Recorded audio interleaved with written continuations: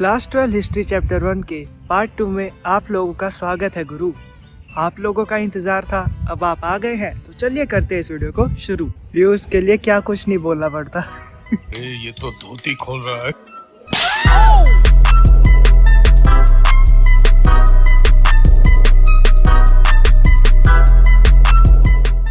जय श्री राम दोस्तों, मेरा नाम है आयुष, प्यार से लोग ओइश भी बोलते हैं। और हम लोगों ने 6 टॉपिक्स जो थे बिगनिंग से लेके स्ट्रेटजीज फॉर प्रोक्योरिंग मटेरियल्स तक अपनी पिछली वीडियो में कवर कर लिए हैं। अगर वो वीडियो नहीं देखी है तो जाके देख लो। और आज हम शुरू कर रहे हैं अपने 7th टॉपिक से, जो है सील्स, स्क्रिप्ट्स एंड वेट्स।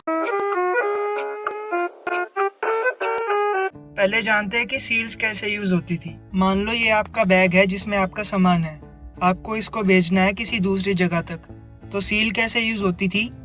आप इसका जो मुंह है वो एक रस्सी से बांध दोगे और उस जहाँ पे गांठ लगाते हैं रस्सी की, वहाँ पे गीली मिट्टी लगा के अपनी एक या एक से ज्यादा सील उसके ऊपर प्रेस कर दोगे। अगर इसकी डेस्टिनेशन तक, मतलब जहाँ ये सामान पहुँचना है, वो सील का मार्क इंटैक्ट रहा, मतलब कि ठीक रहा, तो आप समझ जाओगे कि आपके सामान के साथ कोई भी छेड़छाड़ नहीं हुई है। वहीं अगर ये जो सील का मार्क यहाँ पे है गीली मिट्टी पे, वो बिगड़ गया, तो आपको पता चल जाएगा कि आपका जो सामान है उसके साथ रास्ते में कहीं छेड़छाड़ हुई है। चलिए दोस्तों, अब जानते हैं हड़प्पन स्क्रिप्ट के बारे में, जो एनिग्मेटिक, मतलब आज तक जो समझी नहीं गई। हड़प्पन सील में एक लाइन ऑफ राइटिंग रहती थी मोटिव के साथ, मोटिव मतलब पिक्चर, जो बताती थी ओनर का नाम और टाइटल। मोटिव जो था वो इसलिए यूज होता था सील में क्योंकि उस टाइम भी कुछ ऐसे लोग थे जिनको लिखना पढ़ना नहीं आता था। जो स्क्रिप्ट थी वो अल्फाबेटिकल नहीं थी, मतलब AIOU वोवल वगैरह, BCD कॉन्सोनेंट वो यूज नहीं होते थे उसमें, क्योंकि उसमें 375 से लेके 400 साइंस थे और अल्फाबेट तो हमारे 26 होते हैं। जो स्क्रिप्ट थी वो राइट टू लेफ्ट लिखी होती थी। हम जो होते हैं लेफ्ट टू राइट लिखते हैं, उनकी स्क्रिप्ट ऐसे लिखी जाती थी, राइट से शुरू है लेफ्ट तक जा रही है, राइट से शुरू है लेफ्ट तक जा रही है। ऐसा हमें कैसे पता चला?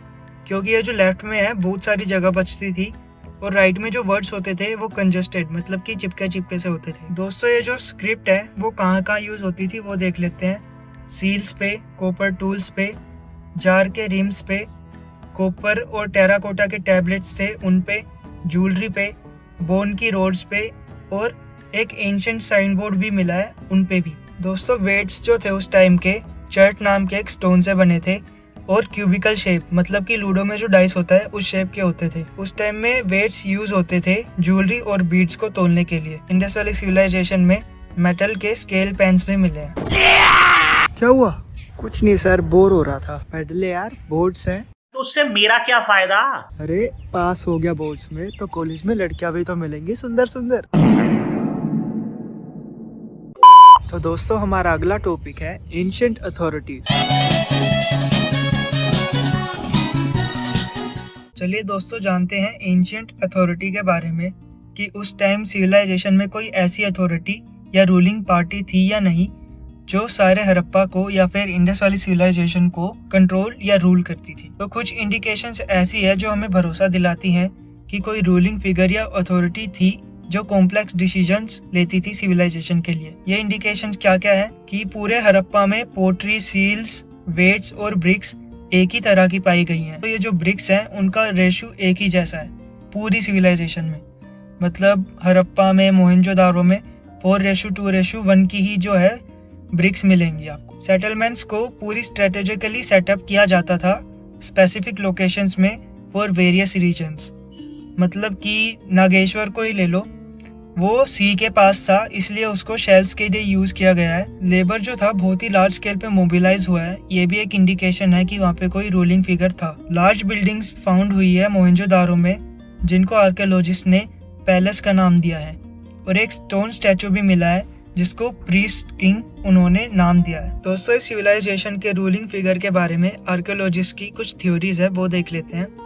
कुछ आर्कियोलॉजिस्ट जो थे वो सोचते थे कि हड़प्पन सोसाइटी में कोई भी रूलर नहीं था और हर एक जो आदमी था वो इक्वल स्टेटस एंजॉय करता था। अदर जो आर्कियोलॉजिस्ट थे वो सोचते थे कि कोई भी एक सिंगल रूलर नहीं था, बल्कि अलग अलग थे जगह के हिसाब से, जैसे कि मोहनजोदारो का अलग, हड़प्पा का अलग, एटसेट्रा। कुछ जो आर्कियोलॉजिस्ट थे वो आर्ग्यू करते हैं कि बस एक सिंगल स्टेट था, मतलब कि एक सिंगल रूलिंग पार्टी थी, क्योंकि हर एक जगह में इतनी सिमिलरिटीज वही हो सकती है जहाँ कोई एक सिंगल रूलर हो। आखिरी थ्योरी जो है वो सबसे ज्यादा सेंसिबल है, जिसमें बोला गया है कि पूरी की पूरी कम्युनिटीज साथ मिलके ये कॉम्प्लेक्स डिसीजंस लेती थी। ओए, तेरे को पढ़ने की बोली थी ना, यहाँ आके बैठ गया और उदास क्यों है तू? आओ साइड में आके बैठो, फिर बताता हूँ। बता अब। जिस जगह हम बैठे हैं ना, वहाँ घास गीली है।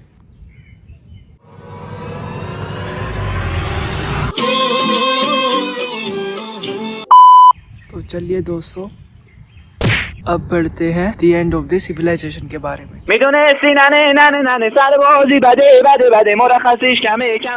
इसके हमको एविडेंसेस मिले हैं कि ये जो मैच्योर हड़प्पन साइट्स के कुछ रीजन्स है, जैसे कि चोलिस्तान, उनको लोगों ने छोड़ के जाना शुरू कर दिया। और ये जो डिस्टिंक्टिव आर्टिफैक्ट्स हैं, राइटिंग्स हैं, लॉन्ग डिस्टेंस ट्रेड है और क्राफ्ट प्रोडक्शन है, उनका भी डिसअपियरेंस होना शुरू हो गया था। पहले के मुकाबले अब बहुत कम चीजें बनती थी, बहुत कम मटेरियल को यूज करके। दोस्तों, जो घर बनाने की टेक्निक्स थी वो दिन पर दिन बिगड़ती जा रही थी और कोई भी लार्ज पब्लिक स्ट्रक्चर्स अब नहीं बन रहे थे। कुछ एक्सप्लेनेशंस है जो बताती है इस सिविलाइजेशन का एंड कैसे हुआ होगा। क्लाइमेट चेंज हो सकता है, डिफोरेस्टेशन हो सकता है, ज्यादा फ्लड्स मतलब बाढ़ आ गई हो वो हो सकता है, शिफ्टिंग और ड्राइंग अप ऑफ रिवर्स, जो रिवर्स थी वो सूख गई होंगी, या फिर ओवर यूज ऑफ लैंडस्केप हुआ होगा, मतलब कि कहीं ज्यादा खेती कर ली लगातार तो जमीन उपजाऊ नहीं रही होगी और उसकी वजह से लोग वहां से सब कुछ छोड़ के चले गए होंगे। ऐसी भी पॉसिबिलिटीज हैं कि फॉरेन इन्वेजन हुआ होगा, या फिर एक एपिडेमिक, मतलब कि जैसे ये कोरोना आया था, कोई एपिडेमिक का स्प्रेड हो गया होगा।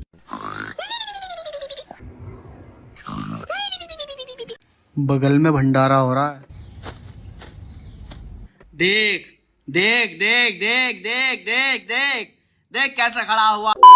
तो दोस्तों, हमारा अगला टॉपिक है डिस्कवरिंग दी हड़प्पन सिविलाइजेशन। जब हड़प्पन सिटीज रूइन हो गई थी, मतलब कि तबाह हो गई थी, तो लोग उनके बारे में भूल गए थे। पर कुछ सालों बाद जब लोगों ने दोबारा वहां रहना शुरू किया तो कुछ अलग तरह के artifacts, floods, soil erosion, farming और डिगिंग के साथ सरफेस होने लगे, मतलब कि जमीन पे आने लगे। हड़प्पन आर्टिफैक्ट्स 19th सेंचुरी में बहुत ज्यादा मिलते थे, पर आर्कियोलॉजिस्ट ने हड़प्पा और हड़प्पन आर्टिफैक्ट्स की इम्पोर्टेंस पे उतना ध्यान नहीं दिया। सर, मेरी क्रश ने भी कभी मेरी इम्पोर्टेंस पे ध्यान नहीं दिया। हाँ, किसी को फर्क नहीं पड़ता। चल निकल अब। सील्स जब फाउंड हुई थी हड़प्पा में, तो सिमिलर सील्स फाउंड हुई थी मोहनजोदारो में। तो आर्कियोलॉजिस्ट को लगा कि ये दोनों जो साइट्स हैं वो एक ही कल्चर की हैं। कल्चर का मैंने मतलब बताया था कि एक ही तरह के ऑब्जेक्ट्स जब एक ही टाइम पे एक ही जगह पे मिलते हैं तो वो एक ही कल्चर के होते हैं। दोस्तों, जॉन मार्शल है एक director general archaeological survey of India के। उन्होंने अनाउंस किया था पूरे वर्ल्ड के आगे कि एक नई सिविलाइजेशन की डिस्कवरी हुई है जो मिली है इंडस वैली में। वहीं से इसका नाम इंडस वैली सिविलाइजेशन पड़ा है। मेसोपोटामिया की साइट्स में ऐसी सील्स मिली थी जो आइडेंटिफाई नहीं की गई, जो बताता है कि मेसोपोटामिया और इंडस वैली सिविलाइजेशन कंटेम्पररीज थे, मतलब कि ये दोनों जो सिविलाइजेशंस थी वो एक ही टाइम पे एग्जिस्ट करती थी। और मेसोपोटामिया फर्स्ट साइट है to be discovered in the whole world, जो बताता है कि इंडस वैली सिविलाइजेशन कितनी पुरानी है। दोस्तों, ये चीज भी याद रख लेना कि फर्स्ट डायरेक्टर जनरल एएसआई का कौन था। एएसआई मतलब आर्कियोलॉजिकल सर्वे ऑफ इंडिया, वो था अलेक्जेंडर कनिंघम। अरे वे, नाखून क्यों चबा रहा है? बहुत गंदी होती है, इनमें बीमार हो जाएगा। अरे सर, ये सब बस बोलने की बातें होती है। अरे तो कम से कम अपने हाथ के ही चबा ले। अच्छा चलता हूँ दुआओं में याद। चलिए दोस्तों, अब पढ़ते हैं इस चैप्टर के लास्ट टॉपिक को, problems of piecing together the past.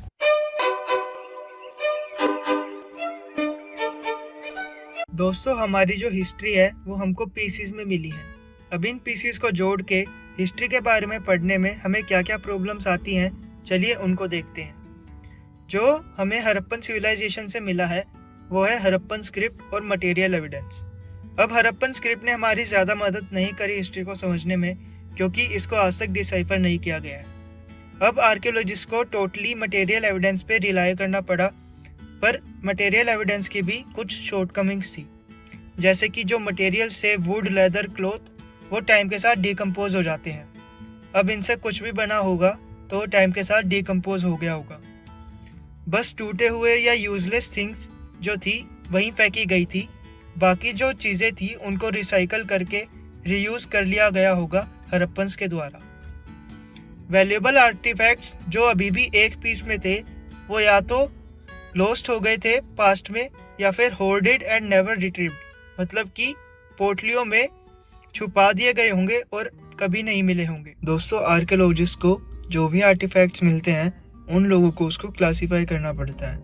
ये क्लासिफिकेशन होता है मटेरियल के बेसिस पे कि वो स्टोन है, क्ले है या मेटल है, फंक्शन के बेसिस पे कि वो टूल की तरह यूज़ हो रहा है, ऑर्नामेंट की तरह है या कोई रिचुअल में यूज़ हो रहा है। उसका रिजेम्बलेंस भी देखा जाता है आज की चीज़ों से, जैसे कि उस टाइम के जो पोट्स, बीड्स और कॉइन्स थे वो आज के जो पोट्स, बीड्स और कॉइन्स हैं उनसे सिमिलर दिखते हैं और सिमिलर वे में यूज़ होते हैं। कुछ क्लासिफिकेशन होती है कंटेक्स्ट के बेसिस पे कि वो आर्टिफैक्ट कहाँ मिला है, जैसे कि हाउस में मिला है या ड्रेन में या ग्रेव में। आर्कियोलॉजिस्ट को कई बार इनडायरेक्ट एविडेंस भी ढूंढना पड़ता है कि जैसे मान लो उनको कोई क्लोथिंग के बारे में जानना है तो उनको डिपेंड करना पड़ेगा इनडायरेक्ट एविडेंस पे, जो है डिपिक्शन इन स्कल्पचर, मतलब कि जो स्कल्पचर्स होते थे उनमें क्लोथिंग के बारे में जो भी डिपिक्शंस है उनसे उसकी इन्फॉर्मेशन मिलती थी आर्कियोलॉजिस्ट को। दोस्तों, आर्कियोलॉजिस्ट जो होते हैं कई बार एक जैसी चीज़ें ढूंढते हैं कंटेम्प्रेरीज में।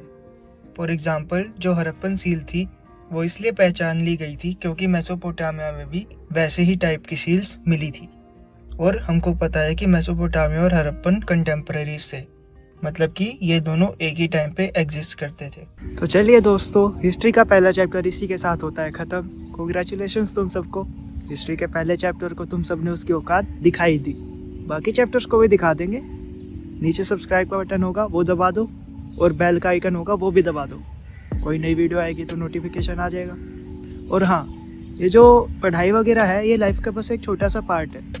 इसको हो सके तो ऑब्सेशन मत बनाना कि हमको तो 100 में से 101 नंबर चाहिए। बाहर जाओ, लोगों से मिलो, नई चीज़ें करो और ये सब करते टाइम मज़े करना और हंसना कभी मत भूलना। वीडियो पसंद आई हो तो लाइक करना, कोई डाउट्स हो तो कमेंट कर देना और दोस्तों के साथ शेयर हो सके तो वो भी कर देना। तो इसी के साथ मिलते हैं अगली वीडियो में। बाय।